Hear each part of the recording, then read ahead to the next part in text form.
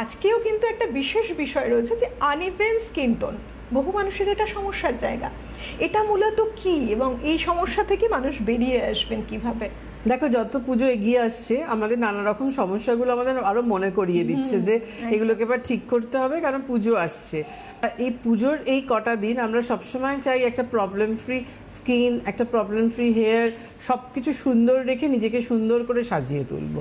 আর এখন যে হারে ধরো বৃষ্টি হচ্ছে, তারপরে যে রোদটা উঠছে, বৃষ্টি দেখে মেঘলা দেখে আমরা অনেকেই SPF ইউজ না করে বেরিয়ে যাচ্ছি, উইদাউট সান প্রোটেকশন আমরা বাইরে চলে যাচ্ছি, যার ফলে কি হচ্ছে UVA এবং UVBর ফলে, মানে বিশেষ করে এটা UVBর ফলে হয়, যেটা আমার স্কিনকে বার্ন করছে।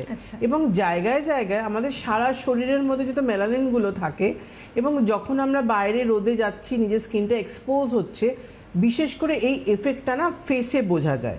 মানে এটা হওয়ার পেছনে দুটো তিনটে কারণ থাকে। ফার্স্ট যে কারণটা থাকে সেটা হচ্ছে UVB, যেটা আমার স্কিনকে প্রতিনিয়ত বার্ন করছে, পোড়ানোর সাথে সাথে মেলানিনগুলো কিন্তু জায়গায় জায়গায় বসে যাচ্ছে, যার ফলে আমার যে স্কিন টোনটা সেই কালারটা এক জায়গায় ঠিক থেকে বাকি জায়গাটা ডিসকালার হয়ে যাচ্ছে, যেখানে কি হচ্ছে মনে হচ্ছে যে আমার স্কিনটার মধ্যে একটা কালো সাদা একটা ছোপ ছোপ লাগছে, যেটাকে আমরা আনইভেন স্কিন টোন বলছি।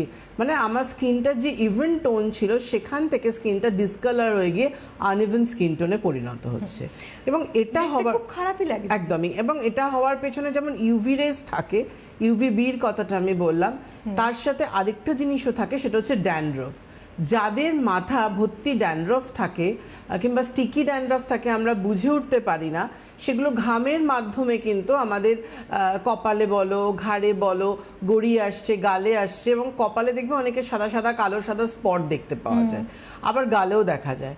আর আরেকটা, এই বৃষ্টি ওয়েদারে যে আনইভেন স্কিন টোন যেটা আমরা দেখতে পাই কিংবা আমরা বুঝি যে আনইভেন স্কিন টোন হয়েছে, দেখবে এখানে আমাদের অনেকেই ফোন করে বলেন যে আমার স্কিনের মধ্যে একটা সাদা কালো স্পট দেখা যাচ্ছে স্কিনটা। তো সেখানে আমি তখন জিজ্ঞেস করি যে আপনার কি ওই হোয়াইট জায়গাটা কি ইচিং হচ্ছে?